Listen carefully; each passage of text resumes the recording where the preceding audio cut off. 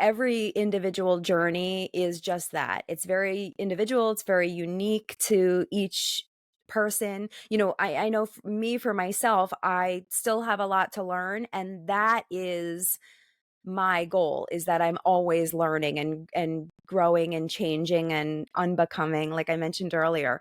Um, but it's like, for anybody who's read my blog that I started, you're right on time. We're right on time. It's not like we can't live with regret and say like, oh, I should have done this, or I should have done this. I wish I would have done that. Like, everything that we've done in our lives has served us for the greater good, even if they were low points in our lives.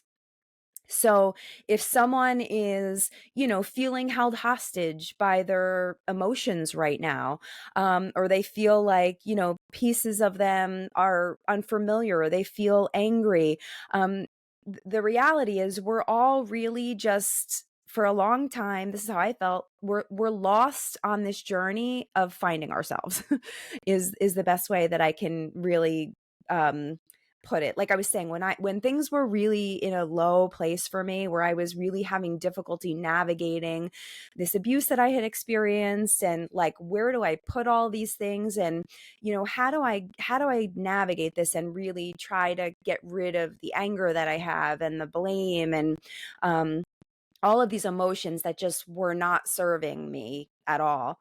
Um, I mean, really what happened is, like, it's like you lose your mind to find your soul, kind of. It's like you're upside down in all of these different emotions. But that specific journey really is just a guide to finding yourself. Um, so for me, I feel like, I have to remind myself sometimes, like, oh, it doesn't matter what people's judgments are of me. Like, sometimes I can get caught up and think like, oh gosh, like, do I want to be vulnerable?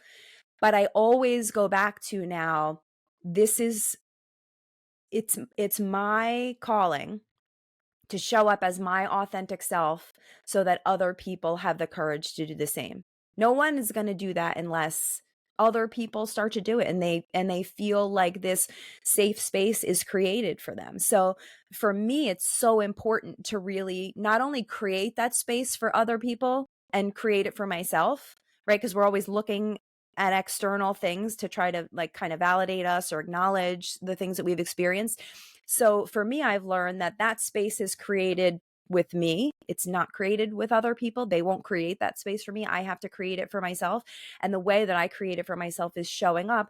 And the way that I can create some sort of safety for other people to create that for themselves is to really hold space for them.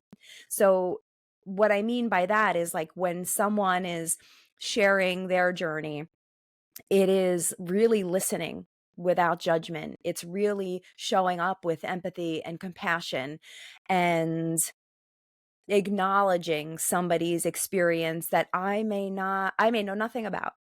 That it really is just holding that space, that unique space for somebody.